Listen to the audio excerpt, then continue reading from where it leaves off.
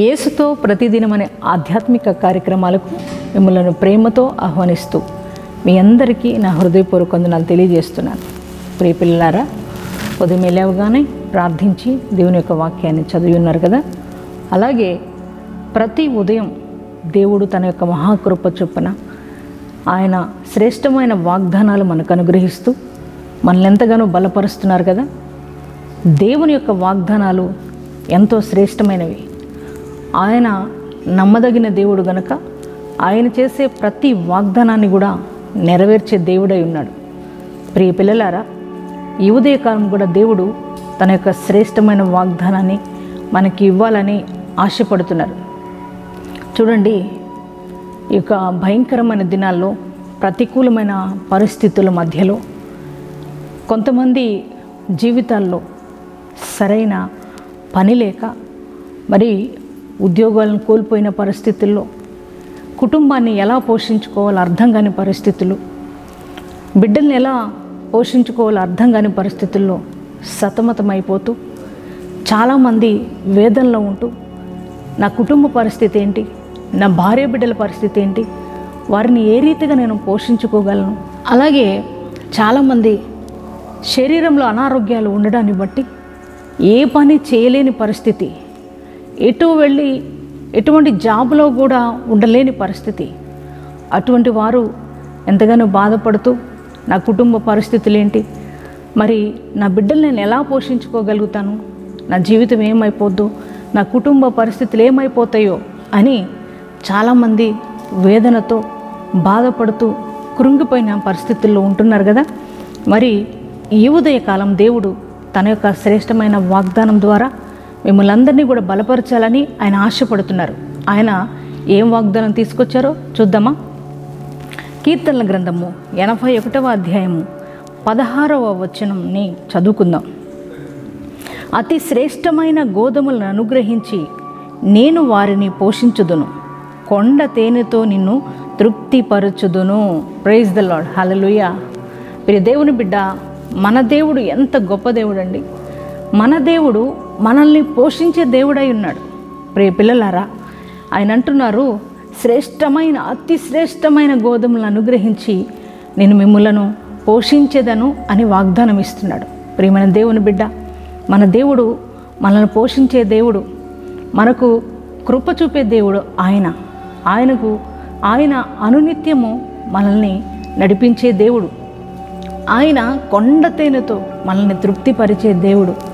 ఇంట్లో సమస్యలు ఉన్నాయని, అలాగే ఆర్థికపరమైన ఇబ్బందులు ఉన్నాయని, ఏ పని నాకు లేదని, ఒకవేళ మరి ఎటువంటి జాబ్ నాకు లేదు, నా బిడ్డల పరిస్థితి ఏంటి, నా కుటుంబ పరిస్థితి ఏంటి అని వేదనతో, బాధతో, దుఃఖముతో, కన్నీటితో ఉన్న మరి మీ అందరితో ప్రభు మాట్లాడుతున్నారు. ఆయన అంటున్నారు, నేను మిమ్మల్ని పోషిస్తానని మంచి గోధుమలతో, అతి శ్రేష్టమైన గోధుమలతో. ఎంత గొప్ప దేవుడు అండి. ఆయన మంచి ఆహారాన్ని దేవుడు మనకిచ్చే దేవుడు అయి ఉన్నాడు కదా. ఆయన మరి కాకుల చేత ఏలియాని పోషించిన దేవాది దేవుడు. అలాగే మరి ప్రియ పిల్లలారా, మరి ఆ యొక్క సారేపాతు విధవరాలను వారు అద్భుతంగా కరువులో 3.5 సంవత్సరాలు ఆయన పోషించాడు కదా. అలాగే నీకు ఏ కొరత రానివ్వడు.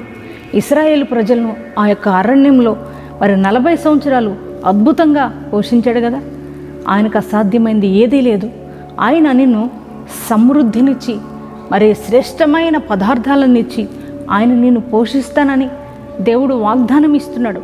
మీరు భయపడొద్దు, కృంగిపోవద్దని దేవుడు చెప్తున్నాడు. చూడండి, మన పిల్లలకి మనము శ్రేష్టమైన భోజనం పెట్టాలని మనం ఆశిస్తాం కదా. మరి మనల్ని కన్న దేవుడు, మన దేవుడు గొప్ప దేవుడు కదా. ఆయన సృష్టికర్త అయిన దేవాది దేవుడు. ఆయన స్వరక్తం ఇచ్చి మనల్ని సంపాదించుకున్నాడు కదా. మరి అటువంటి దేవాది దేవుడు ఆయన అంటున్నారు, ఆయన అతి శ్రేష్టమైన గోధుమలను అనుగ్రహించి నేను మిమ్మల్ని పోషిస్తానని వాగ్దానం ఇస్తున్నాడు. అంత మాత్రమే కాదు కానీ ఆయన అంటున్నాడు, కొండ తేనెతో మిమ్మల్ని నేను తృప్తిపరుస్తాను.